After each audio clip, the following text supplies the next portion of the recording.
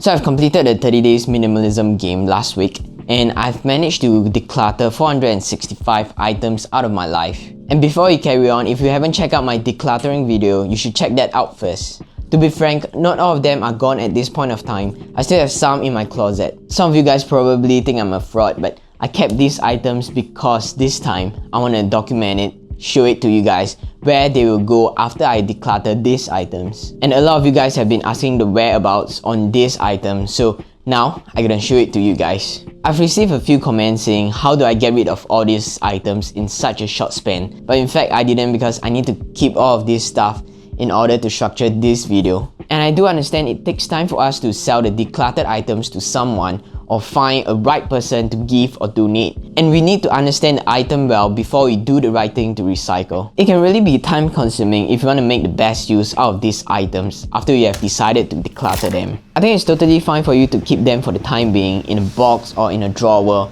but do keep this in mind. This is an advice from a sentimental hoarder. Don't keep them in your house for too long, because you might try to look back at them and take some of these decluttered items back into your life again. So for me, I keep telling myself that once I've decided to declutter these items, don't look back. First and foremost, being a sentimental person like me, before I get rid of stuff with meaning behind, I'll try to take an image or scan it, as I might want to revisit these items in the future. And this time around, I took a huge step to declutter a huge number of sentimental items. By making all this decluttering video, I'm kinda already documented all these items in video form, but I want a clearer shot on these sentimental items like my artwork, photographs, letters, notebook with some memories in it. There's a few ways you can document your stuff. You can scan them or take a picture with this. I borrowed my scanner from my brother.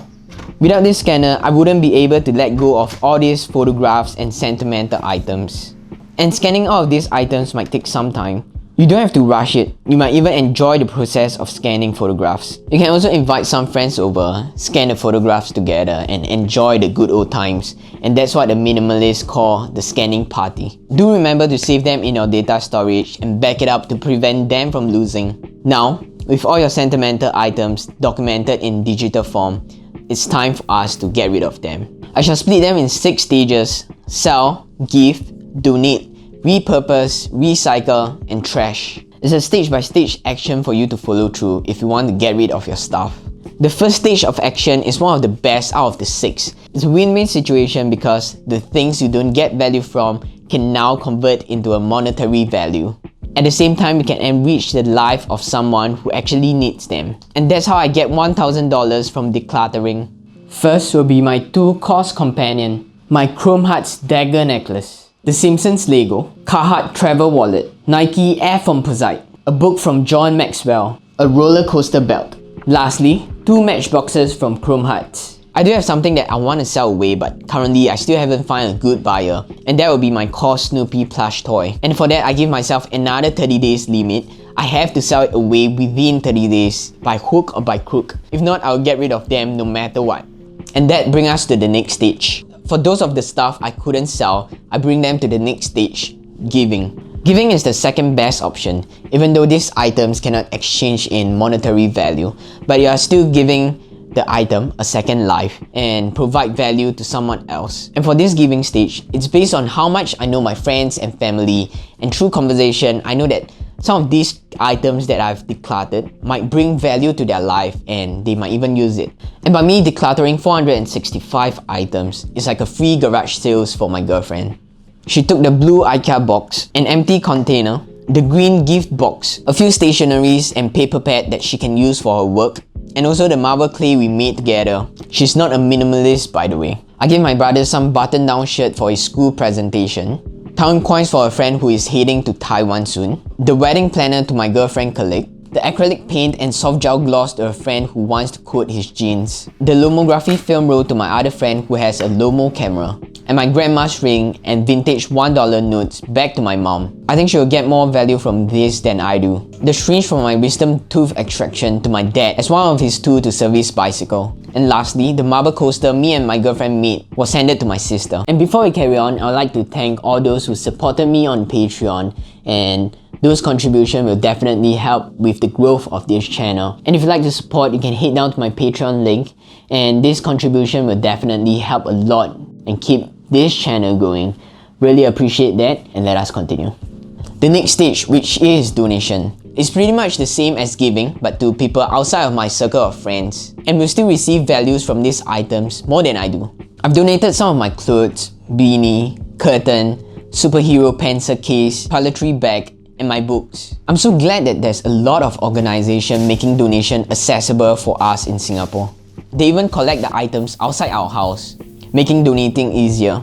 I've heard from some of you who live in different parts of the world that in your location, donation organization is not so accessible, which can be a huge challenge when it comes to decluttering because some of these items you wouldn't want to throw it away. And the fourth stage is repurpose. These are the items that are left over. They are pretty much useless and not wanted, and some of them might even need repair, but we can repurpose them and use them for some other use in order for us to create less waste and less consumption.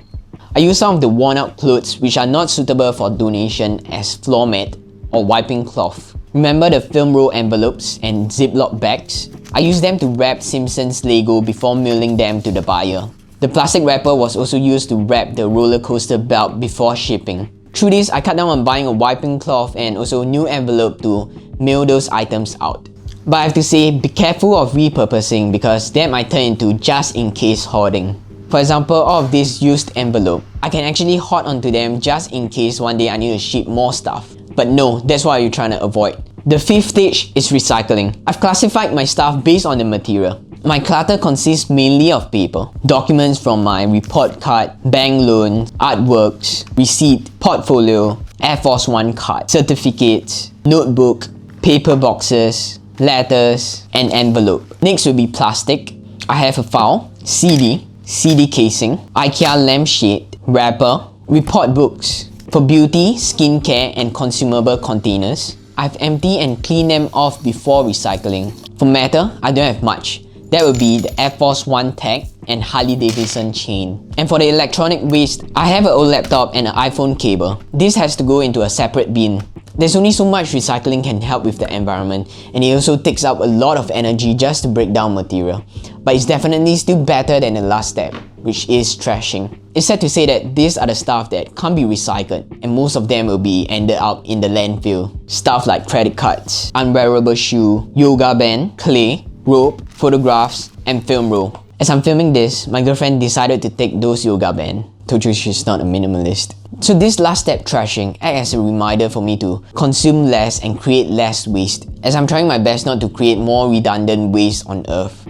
So these are the 6 stages my clutter went through after I've decided to get rid of them. I've received some questions from you guys saying, do I find it hard to let go of designer pieces? I don't find it hard to let go of fashion pieces or designer pieces. In fact, I think it's kind of easy for me because fashion no longer play a big part or important part of my life. And I realized that I can be happy even with simple, affordable clothing.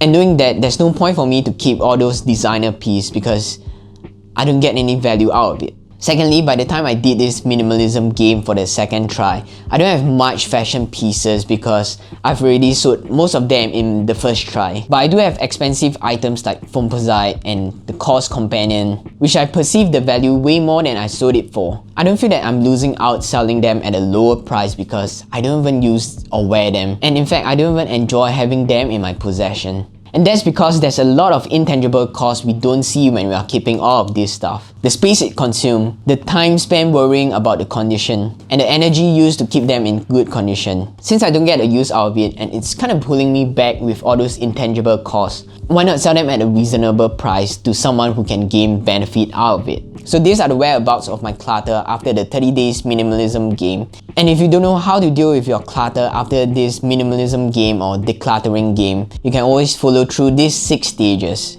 Sell, give, donate, repurpose, recycle, and trash. And once again, I really appreciate the love, the support you guys leave down in the comment section below. I always love to see them and extremely grateful for that. And if you are new here and like to see more minimalism video or self-improvement video, you can subscribe to this channel. So that's all I have for now. Thanks for watching and I'll see you guys on the next one.